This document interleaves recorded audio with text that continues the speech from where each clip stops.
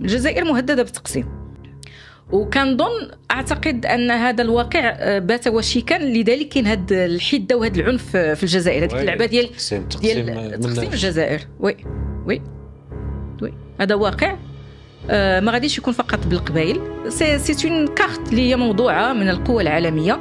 الجزائر فيها البترول، فيها الغاز.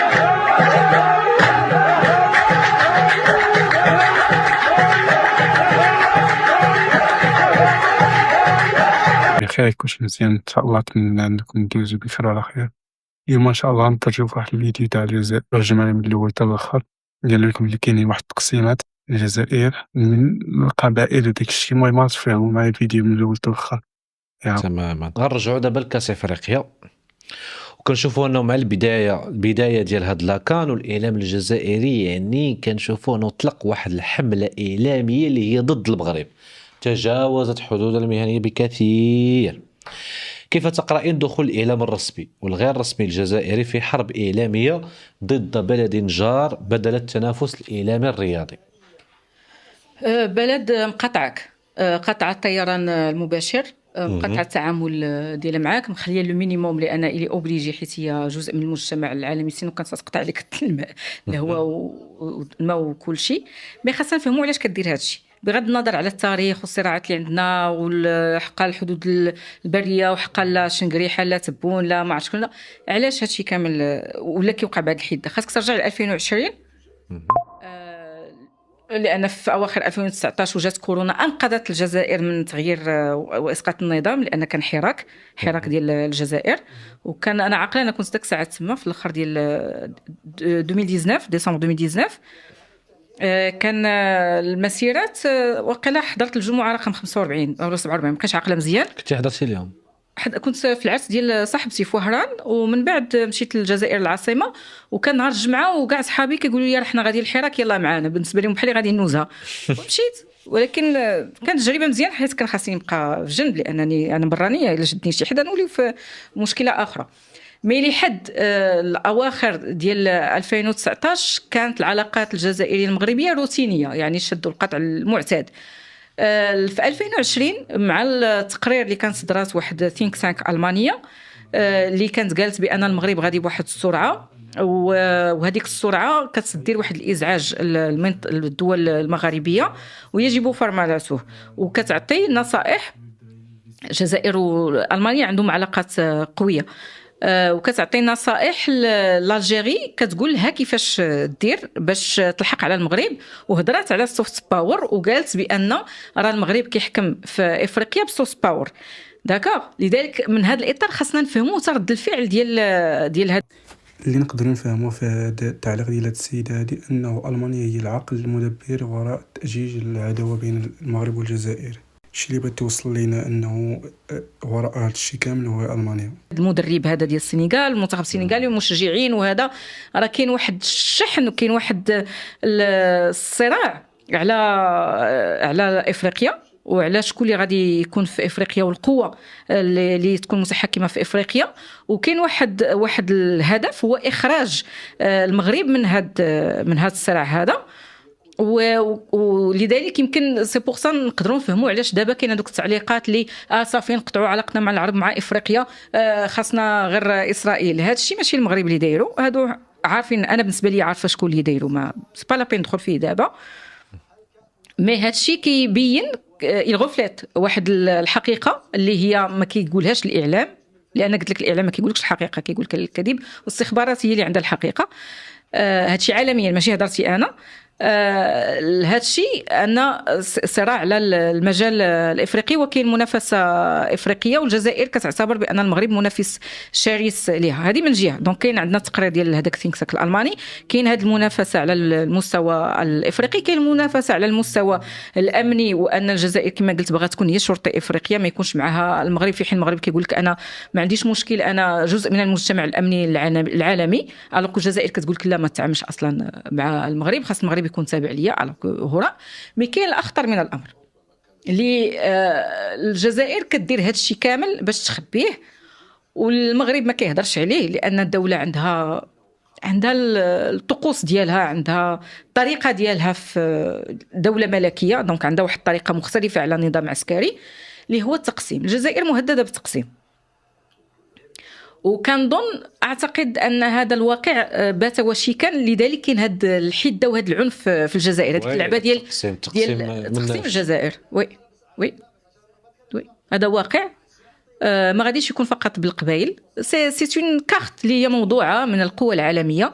الجزائر فيها البترول، فيها الغاز، كاين واحد، شوف مادورو شنو داروا ليه، كاين واحد الاعاده ديال، كاين واحد الصراع ديال الشركات، لان حنا كنفكروا غير كدول، ولكن كنفكروا حنا كشعوب، حنا في السوشيال ميديا كنفكروا كشعوب. تا دول دابا ما خاصكش تفكر كدوله، خاصك تفكر كشركه. شوف غير ترامب شنو داير، كيقول لك انا المدير لو جيرون اي غانا ماناج، انا غادي نجيري فنزويلا. شكون اللي كيقول كنجيري؟ الشركه هي اللي كتستعمل المصطلح. هذا يعني ان الولايات المتحده الامريكيه تستفيد من هذا الخلاف المغربي الجزائري؟ ماشي قضيه تستفيد، ولكن هذا خريطه لموضوعه، وهذه راه ماشي شي حاجه اللي هي سريه وش ما درتش وثيق على الاخبار.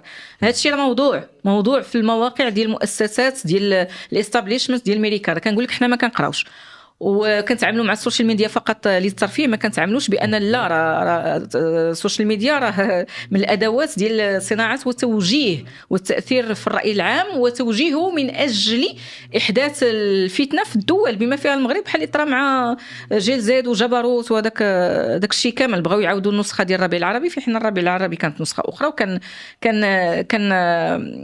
it was another story. داكا كان قصه اخرى. دونك هاد الشيء خاصنا ما خصناش نتقلقوا علاش الجزائر كدير هذا الشيء هذا، لانها داخله في الحرب. راه وحده دوله قطع عليك الطيران، قطع عليك العلاقات، ما بقاش فقط في الصحراء. ولكن الان لان داك الشيء ما مورث الكارما بحال اللي كنقولوا، ما مورث على المغرب في القضيه ديال الصحراء، كتعيشوا دابا الجزائر وغادي تعيشوا وشيكا. وهذا الشيء كيألمني، انا ماشي كنقولوا انا فرحانه به، ولكن واقع ديال منظومه جديده، نظام عالمي جديد يبنى من بعد كورونا. هل هذا يعني ان عوده العلاقات مستحيله بين المغرب والجزائر؟ شوف، بغض النظر على هادشي اللي كنقول لك، كنت كتبتها ملي جيت من الجزائر. قلت انا زيارتي للجزائر كانت 7 ايام، فهمت فيها علاش هاد الخلاف كاين بين الجزائر والمغرب. لان الجزائر نظام عسكري، المغرب نظام ملكي. ولكن الجزائر ماشي فقط لان خلاف نظام عسكري، ولكن الجزائر انا كنت وصفتها، كنت كتبت واحد الارتيكل قلت بان المغرب داير ملكي، داير بحال واحد الراجل اللي هو فخم وعايش في الفخامه وعنده طقوس وعنده، ما كنقولش حنا عايشين في ثراء فاحش ولا فخامه، ولكن الملكيه راه كتخليك انت كشعب كتصرف بواحد الطريقه مختلفه. الا كنتي في نظام جمهوري فما بالك نظام عسكري ولا نظام ديكتاتوري. النظام الملكي ماشي غير في المغرب ولكن في العالم كيحافظ على التعدديه في البلدان اللي ما كنقولوش بانها ديمقراطيه او لا شبه ديمقراطيه، بحال البلد المغرب راه شبه ديمقراطي. دونك الجزائري انا وصفته بحال واحد نقطه مهمه الدراري، انه الشعب الملكي كيتوحد حول رمز الاستقلال والتاريخ، اما الشعب العسكري فعلاقته مبنيه على القوه والانضباط، وغالبا كتكون بعيده على روح المشاركه الشعبيه. يعني هذا هو الفرق بين الشعب المغربي والشعب الجزائري، داك الشيء بزاف تاع الخلافات كاينين بيناتهم. جندي عسكري اللي خاض حروب. الجزائر راه كانت مستعمره، راه كانت انشئت مع الدوله الامبراطوريه العثمانيه، استعمرت من الفرنسيين استعمار زعما متوحش. من بعد اللي هو بالنسبه لي اللي كان مهلك لها هي 10 سنوات ديال الدم. راه ما خاصناش نساو هذه القضيه. الحرب الاهليه في الجزائر راه ماشي غير جرحاتهم. راه انا ملي مشيت لتما والناس كيدوروني في الاحياء ديال الجزائر وصحفيين كيقول لك راه ما كناش كنقدروا نخرجوا بالليل، اللي خرجتي كتقتل وكتغتال وتقدر تجي وما تجيش وخاصك تمشي للاذاعه وتدير هذا. الناس الصحفيين كانوا كيمشيو للسفاره الفرنسيه كتعطيهم اللجوء فورا، لان كان مهددين هما والفنانين. وكتمشي كيقول لك هنا فين كانوا كيقتلونا وهنا فين كانوا كيقتلوا فلان وهنا داك الشيء راه مؤلم ولحد الان كاين الاثار. وهران ما تقدرش، وهران راه العشريه السوداء، تتحدث عن العشريه السوداء يعني الامر مؤلم. فكان نقارن كنقول بحال واحد الجندي اللي هو هلكته الحرب ولكن باقي هز البندقيه ديالو، لانه جندي راه الكاركتر ديال الجندي كيفاش داير، وباقي شاد البرود كان باقي لابسه وباقي بالنسبه ليه هذيك اللي كيقول هما براسهم كيقول لك لا موت واقف. دونك عندهم هذه القضيه، في حين انت كملكيه انت عايش واحد نظام اكثر استقرارا، نظام اللي هو يمكن استعمر يمكن من ايام الرومان، لان في الفرنسيين كانت عندك حمايه، يمكن كانت عندنا داك الشيء ديال ذكرتم هذه النقطه اللي شرحت لكم قبيله، انه الشعوب العسكريه كيعتمدوا على القوه بزاف، والفرق كبير بين اللي كيعمر واللي كيتآمر. هذا هو الاشكال. وكاين فرق بينه وبين الشعب الملكي اللي كيبني هو على الحب والاستقرار. ديال من النكسه اللي قلت لك ديال 1492 ديال الابيريين، انا يعني ملي كتشوف تما وكتمشي، يمكن انا مشيت بعين نقيضه، ما مشيتش فقط غير الناس اللي عاشوا تما وهذا، لا انا كانت عين نقيضه. انا كنقول بان ماشي دابا يمكن تكون واحد المصالحه من بعد الحرب، واحد المصالحه بين الجزائر والمغرب من بعد ما تنوض الحرب بيناتهم، هذا هو الحل الوحيد. لان كاع الدول ملي كتوصل لها التوتر هذا ما كتصالح الا من بعد الحرب، صافي كتبردوا، كتشبعوا دمايات، كتشبعوا قهره. انا صراحه ما متفقش معاه. الا بغينا نعيشوا في سلام بين المغرب والجزائر خاصنا نطفئوا نار الكراهيه اللي كاينه بيناتهم قبل ما تولي حرب، حيت الحرب ما كدارش للنفوس، كتخلي غير الجروح والسلام ما غاديش يكون بيناتنا. مي انا بالنسبه لي الوضع الحالي ما يمكنش خارج الحرب، ما يمكنش يكون اي مصالحه الا ان سقط النظام العسكري في الجزائر. وما تنساش دير ماك لايك كومنتير زوين بحال